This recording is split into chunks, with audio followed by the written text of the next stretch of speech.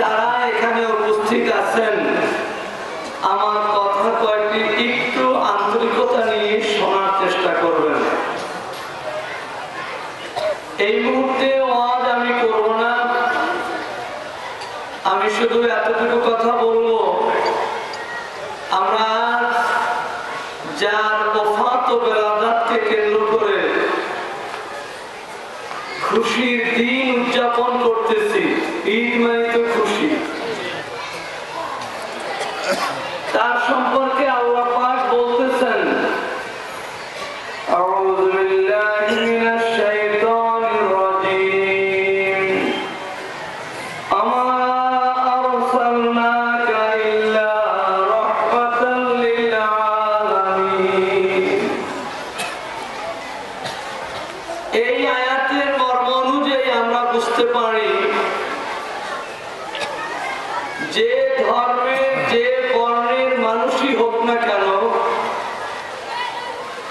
যে দেশ ও যে জাতির অন্তর্ভুক্ত মানুষই হোক না কেন, মানুষ কিংবা জিন, দেব দানব যাই হোক না কেন,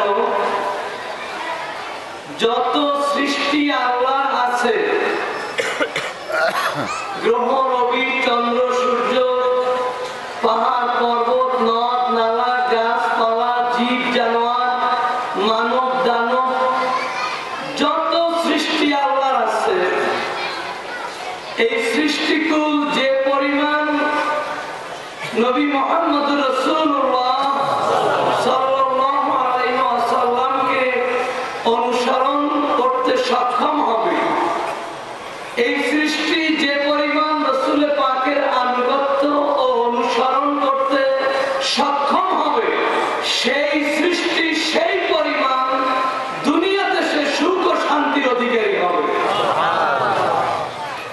সেটা যদি হয় ঈমানের সাথে, তাহলে কবর, হাসর, পরকালেও সে অনন্ত সুখের অধিকারী হবে। সুতরাং আল্লাহ পাক নবীকে কেবল গুটি কয়েক রীতিনীতি শিক্ষা দেওয়ার জন্য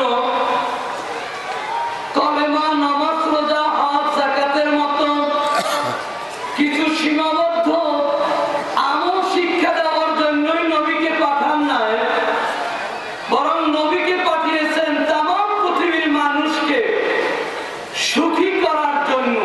আলহামদুলিল্লাহ। তো আমরা আমাদের মুসলমান হই, মুসলমান হই, আমাদের জীবনটা সুখের হোক, এটা